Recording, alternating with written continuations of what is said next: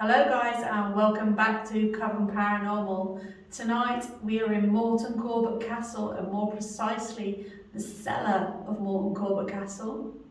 And tonight we're going to tell you some ghost stories.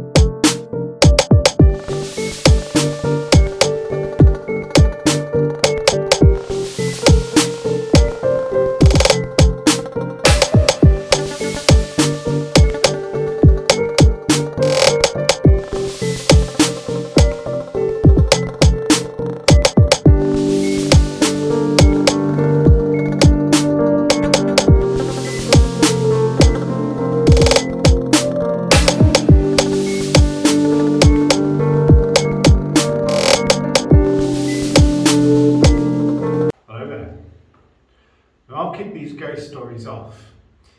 But you're wondering why we're doing this at Morton Corbett. And we thought it was a good idea to tell some ghost stories and set an atmosphere to see if we can't bring about some activity whilst we're here. Surrounding us is all manner of devices. I've got an EMF device behind me and behind the camera. We've got REM pods and K2s and a vibration sensor as well. Each of them set purposely to see if we can't draw someone out. But each of us is going to tell a couple of ghost stories. One a more official story, and then the other one is more of a personal one.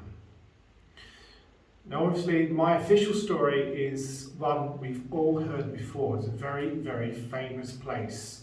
One of the most haunted places in Britain, the ancient Ram Inn.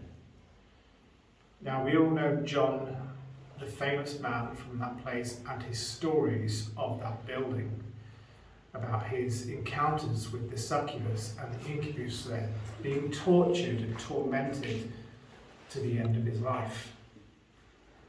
And what about all the stories of the different investigators as well? All number of stories are on the internet about the different encounters and different occurrences that they've had whilst there. Our own documented activity includes noises, footsteps. That was me. And being touched, thanks, Shell. One of our team, Jodie, was incapacitated almost whilst being there.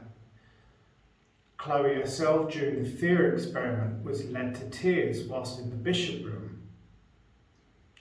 The bishop room itself is said to be the most haunted room in the building, with visions of a cavalier and the bishop himself, feelings of negativity, being touched, held and oppressed. Many dare not lay on the bed. And what about the barn? It's said that one of the most evil spirits inhabits that room.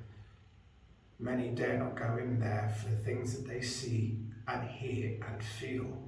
Some come out with scratches. And then there's the open grave. There are so many stories about that place, it's hard to put a finger on what to tell you first. From visions of a woman and men, to whispers in your ear, to being touched and pushed. But what about my own experiences? While I myself sat in the barn, being surrounded and moved around. Myself and Chloe, from a guest of the Paranormal Detectives, were sat in the witch's room, only to hear some of the most heaviest footsteps walk past us, only to confirm that no one anywhere had moved at all. I firmly believe this is one of the most haunted places we've ever seen, and the activity that we alone have encountered on our first visit would seem to suggest there is a lot more going on than meets the eye.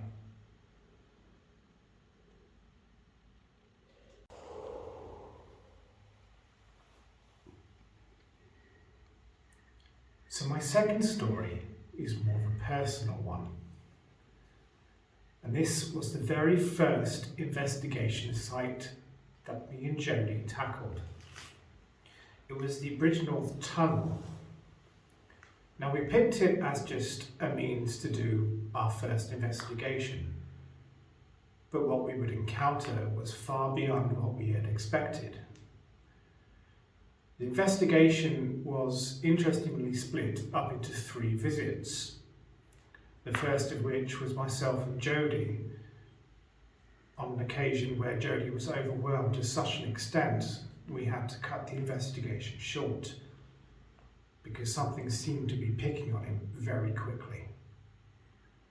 The second night I took Jay. When I took him in, there was a noticeable difference in activity. It seemed to increase almost tenfold. We were using many devices which seemed to indicate there was some sort of argument going on.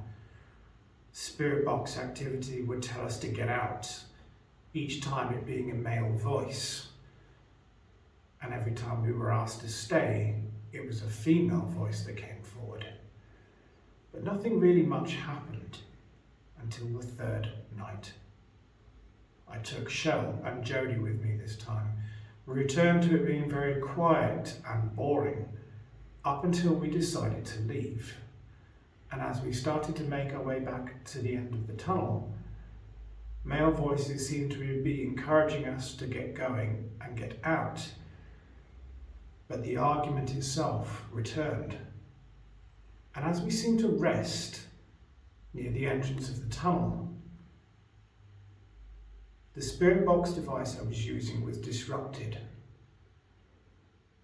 And one female voice came across, not computerized, not digital, but as I speak to you, it seemed to ask me to come back down the tunnel. Come to me, it said, in a female voice. We all heard it, and the DVR recorded it, and I could not believe it. But in shock as I listened to this, I was looking around, and as I peered down the tunnel, a shadow emerged from a solid wall. At first I thought it was maybe a stone tape ghost, like a recording. It wasn't really there. But it turned towards me, looked right at me, and started walking towards me. I can honestly say I panicked for the very first time, urging Shell and Jodie to move quicker and quicker out of the tunnel. But as we got to the entrance and I looked around, the shadow figure had disappeared. I was gobsmacked. But that wasn't the end. The DVR had been running up until we turned it off at the car. We set everything in the back of the car and I returned home. Now, it's important to note that between getting home, going to sleep and waking up in the morning and retrieving the gear, only about 6 hours had passed, and the investigation itself had only lasted a couple of hours. When I retrieved the DVR the next morning, the piece of equipment which had recorded everything that had happened, the DVR seemed to indicate that it had been recording for 2 days straight.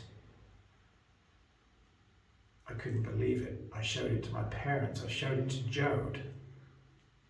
We couldn't understand what had happened. And when I tried to retrieve all the information that this DVR had seemingly recorded, it froze and crashed my computer. I couldn't operate it until I had reset it and restarted it. And I had to wipe the DVR, never to access what it had recorded. We haven't been back there since. Go. It seems to be responding every time.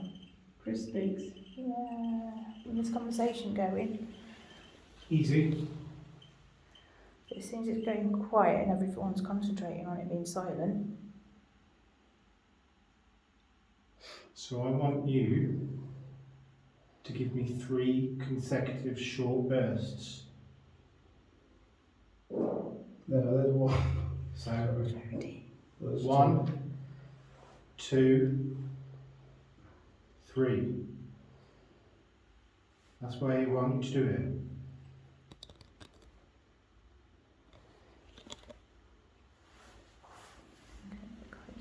Thank you.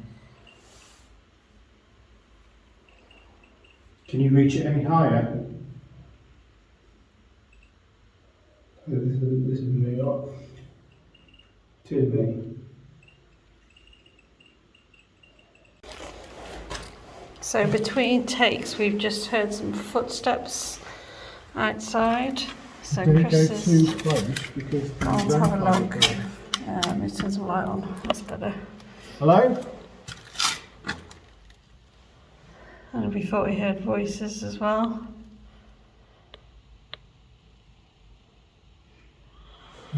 There's no one close. So we're actually filming tonight's episode on Chris's birthday. So say happy birthday to Chris. Guys, 36 today. Old man. Nice is 52. Good ass. Okay, so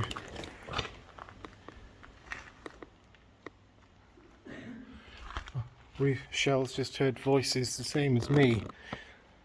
We sat down in the cellar recording our stories and I heard a second footprint and some voices.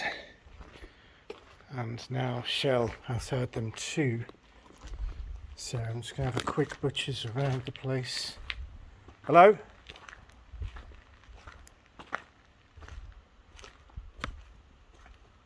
So obviously you won't be able to see anything yet. It's too dark now. Doesn't seem to be anyone present. So I'm not going to venture too far from the group. No. With my own eyes I can't see anything, obviously limitations of the dark. And I'm just using the light to have a look around. And I can confirm for you all guys that there's no one here. Okay. Did you guys just hear another set of footsteps? I thought I did, but I heard it was like shuffling.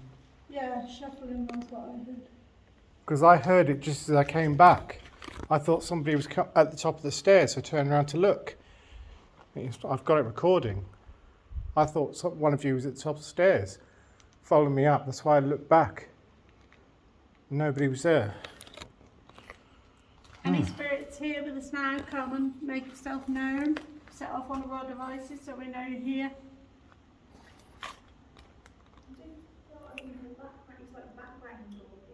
So at my introduction, guys, I told you about a vibration device. Now, in the centre of the screen with the bright light, that is the vibration device. So you can just see the lights going on. I mean, it's Yeah, slightly it's better on wood floor really because pliable. Then you've got our REM pod next to it to corroborate anything that happens.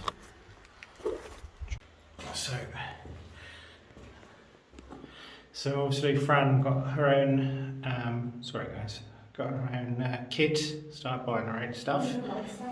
So that's a REM pod, very sensitive, very, very loud, very powerful, which is kind of cool. And we've got an EMF sensor behind it, which has already been responding to signal-based devices at the moment.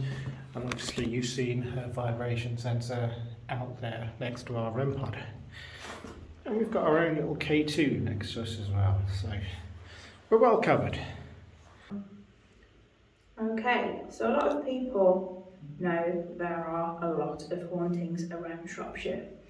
One of the places that people don't really think of ghost stories and hauntings is around Telford, due to the fact of it being a relatively new town. But there are some suburbs of Telford that have existed for centuries. One of those being Oakengates. Oakengates has a lot of old pubs and buildings. one of the oldest pubs that's still in existence today is the Crown Inn, and it used to be sistered with another pub on the same road called the Green Inn. The landlord of both of those pubs in the 18th century was a chap called Billy, full name William, and he was known to locals as being a bit of a character and a bit of a joker. It was his sister that ran the Green Inn under his name. I think she was called Elizabeth. Now, the Green Inn no longer exists, but late at night, Billy can be seen in a white suit walking between the two pubs. A lot of the locals that claim to have seen Billy, and even my own son has seen him in our bathroom, because where we live is where the Green Inn used to be. For myself and Shell, our paranormal journey started when we were much younger, and I remember actually doing a Ouija board with Shell and a couple of friends in Muchlannock outside of another friend's house. We were very new to it all back then, and the Ouija board we were using was actually a piece of paper with letters and the symbols crudely drawn on the piece of paper using, I think it was an upturned glass at the time, as the planchette. We got quite a lot of responses that night on that Ouija board, and we seemed to have made a connection with an elderly lady whose name I remember started with an M. It was either Mary or a Margaret. And I think a few of us actually became quite spooked by some of the responses that we were getting on the board, to the point where we just wanted to stop and go home, because I think at the time we were probably around 14 years old. I didn't live too far from the house of a friend where we were doing the board, and I decided to walk home by myself, and it was as I was going up the road that I lived that I could hear distinctly a car screech as if it was avoiding or stopping sharply, and a feminine scream. Of course, I turned around to try and investigate what I'd just heard. The roads were absolutely clear, there was nothing behind me. As you can imagine, I quickened my pace back home and tried to put what had just happened out of my mind, thinking it was probably an overactive sort of imagination. The following morning at school, I saw Shell and told her of my experience after I'd left from the Ouija board. Shell had a rather shocked expression on her face and asked me if I knew what had happened to the girl whose house we had been doing the Ouija board outside of. Because that morning on her way to school, she was hit by a car and her school bag had been what had saved her from any serious injury. And I think we were all a little bit shaken by that at that time.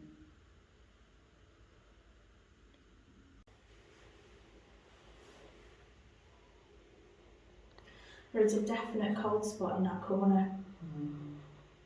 Everyone seems to be drawn to this corner whilst we're recording, So everybody. if I pan my vision whilst you're standing there, I can feel, it's weird, in the centre of my forehead, my eyes, I can feel your vibration, and then in that corner I can feel something else. I mean, The vibration stops if I pan that way. because But if I go that way, I can feel you and something else. obviously there is going to be sort of colder air tonight because the weather's starting to change and other things. But if anything, it would be this side of the cellar that would have the colder air because of being near the entrance. So for it to be kind of there is a little bit odd. Just the thing is, as you're moving, the pressure is moving in my head Yeah. in relation to where you are. But the pressure is still there. I can still feel something there. past you. Come and light up one of our devices.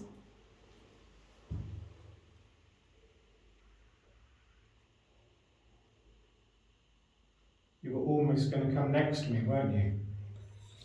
I do feel like something's just walked behind me, like the cold has just kind of moved across. You're more than welcome to come and sit next to me. I'm not a bad guy, most of the time.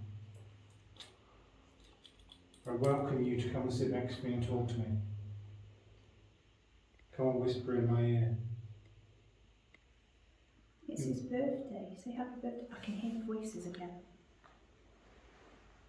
Yeah. I thought I did hear I something. thought I heard like a cough with it as well.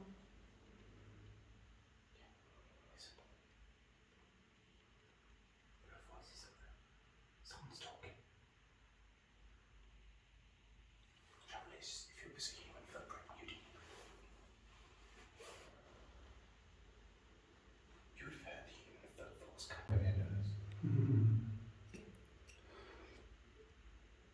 Hello there.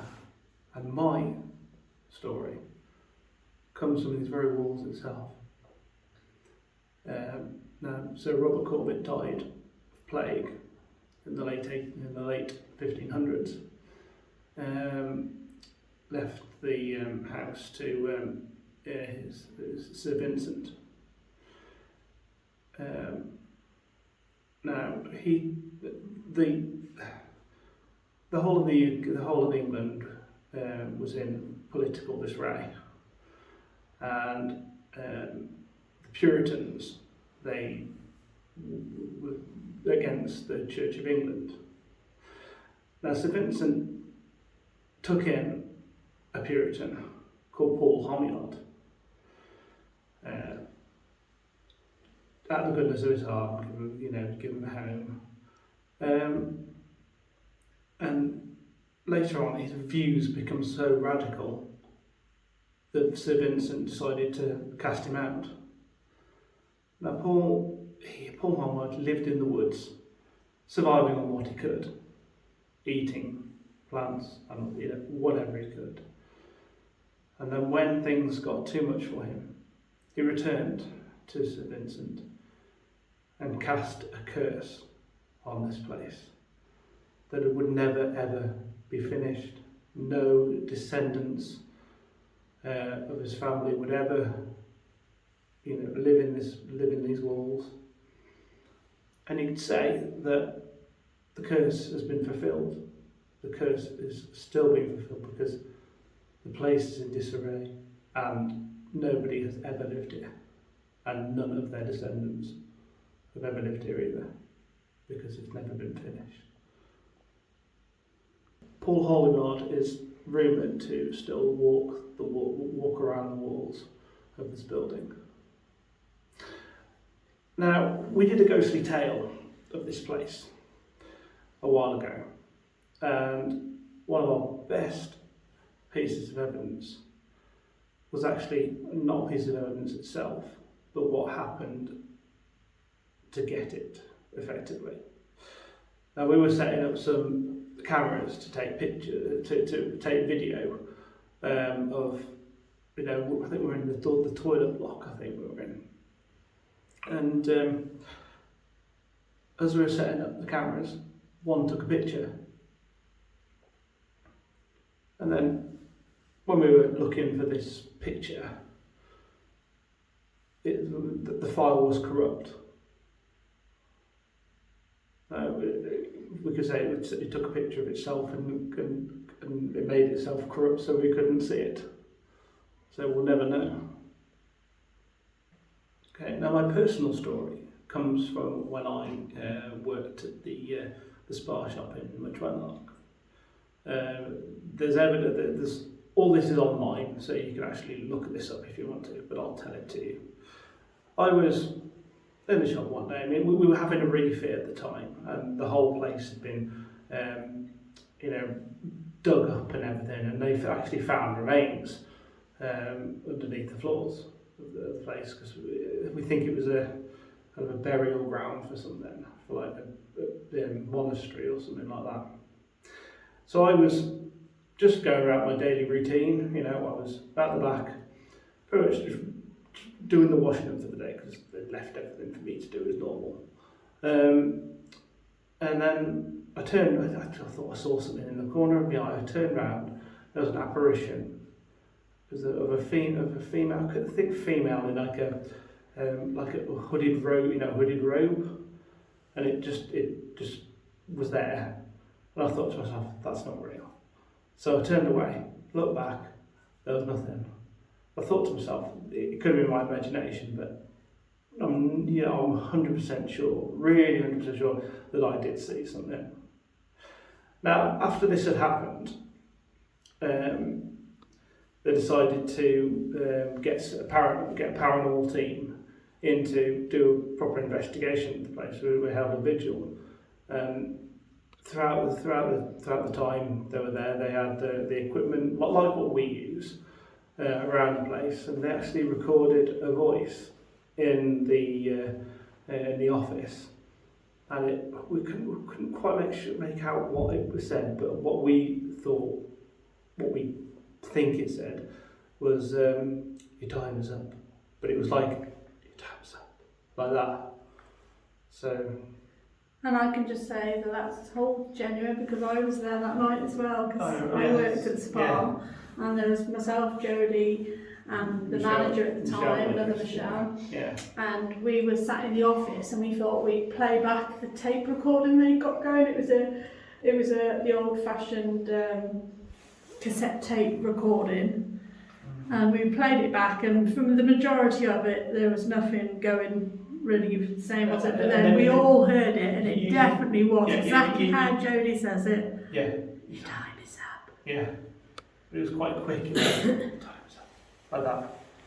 So that was my first paranormal, one of my first paranormal experiences, like without being involved in the paranormal world like I am now. So. Can I just say before you stop as well? Whilst Jodie was talking, I could hear talking, and then there was a loud bang. Did nobody else hear that?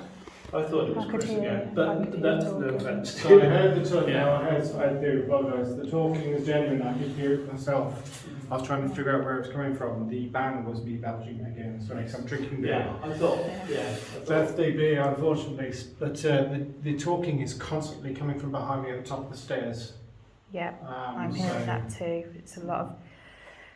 It's like. There's a lot of curiosity about what's going on here. Yeah, it's almost like when you're in a crowded pub and you can hear people, you can hear the conversations going in the background, but you can't quite hear what they're talking about. It is like that kind of thing. So we've been taking you around Shropshire, but I'm going to take you back to Bridgnorth.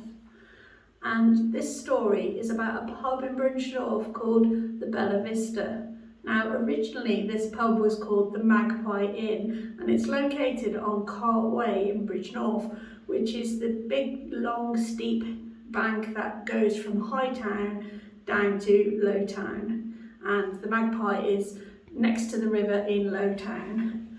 Now, many years ago, a former landlord of the pub, or landlady, had two little children called Charlotte and William, and these two little kids were playing one day, and they liked to play hide and seek, and they were playing in the cellar of the building. Unfortunately, there'd been some quite severe weather recently, and it was winter time, and the river in Bridgnorth at the time was very high. And on this day when they were playing, and nobody knew they were down in the cellar, the river burst its banks, and the two children unfortunately drowned in the cellar. Now, it's been reported that on many occasions people have heard the sound of children screaming and crying in the cellar, and bangs as if they're desperately trying to get out on the cellar door. Now, their mother, the landlady of the inn at the time, was obviously absolutely beside herself when she realised the children were missing, and she was searching frantically for them.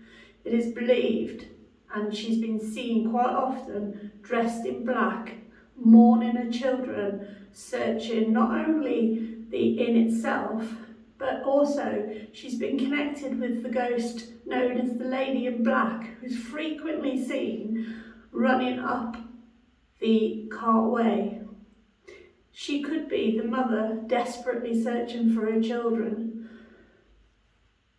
Now, when these kids died, the parents had 2 busts made of the 2 children, which for many years sat in the garden of the pub, and I believe they're still there now, but they've been moved inside. But they are very creepy to look at. So if you're ever in Bridgnorth, maybe stop in and see if you can see the spirits of the children or their desperately searching mother.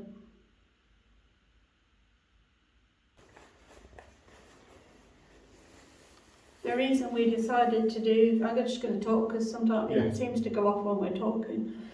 The reason why we decided to do this and to tell these stories is it always reminds me of something my nan always used to say, and she always used to say that spirits know that you're talking about them, and when you're talking about them they'll come like around.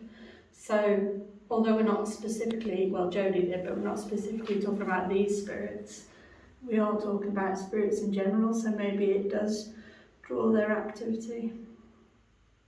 So for my personal story, I'm going to also tell you about a place where I once worked, but it's not the same as Jodie's story. For years I worked in the petrol station in Much Wenlock, and you might think it's a bit of an odd location to have a ghost, but from the very first time I started working there, everybody would, anything that weird that happened, everyone would say, oh, that's Jack, the ghost, it's Jack. And for years I worked there without any single incident at all. But 2 strange things happened whilst I was working there. The first one is they had like a long deli counter, and every day it would be cleared off and everything was taken off it. And on the top of it was small, sort of this big plastic trays that they used to put samples on top that people could like have a little taste of. And the top of the deli counter was probably about that wide, with the tray being about that wide, just sat in the middle of it. And it was towards the end of the night and we were just getting ready to go home. And I was stood at my till and I was looking down that end of the shop, when all of a sudden the tray flew off the top of the deli counter.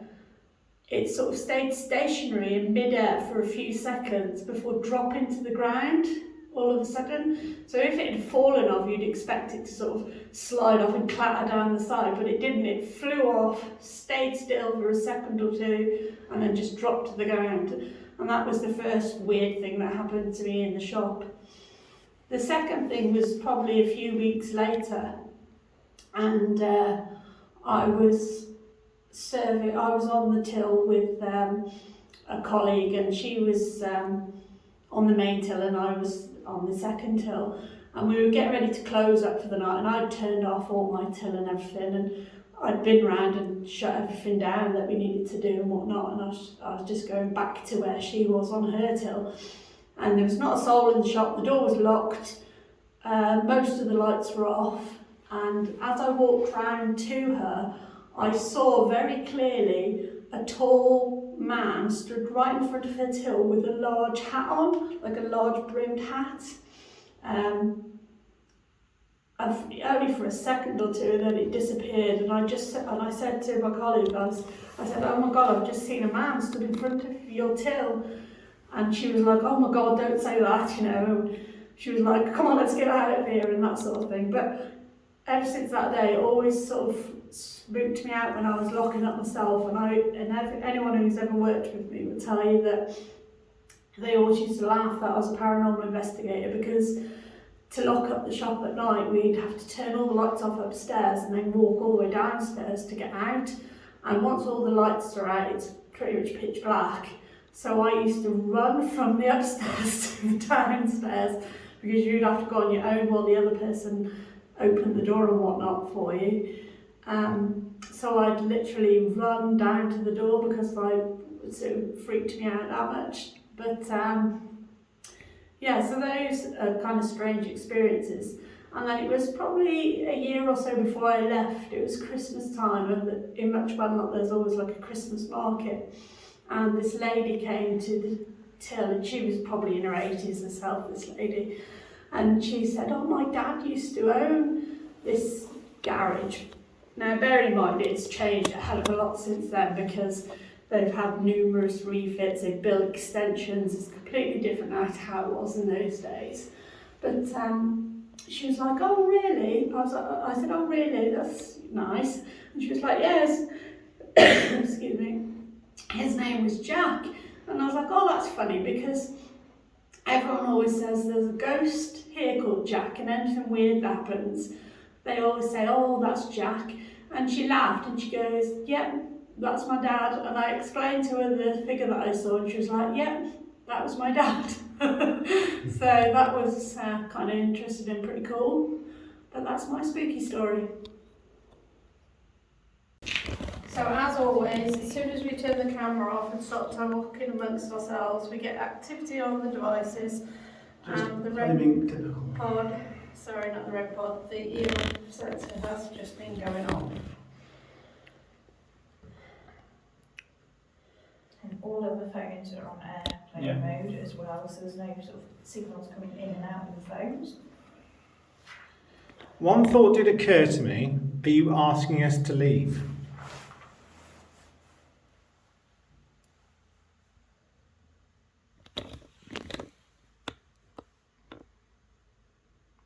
Can you hear like really loud breaths? Like as if somebody's... And that's when I heard a woman's voice above just. Yeah, I thought I heard a woman's voice a few minutes ago. Are you warning us about anything down here?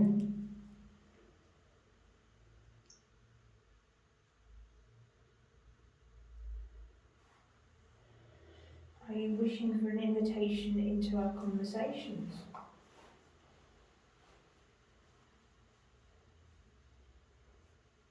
Please light up the device one more time for us.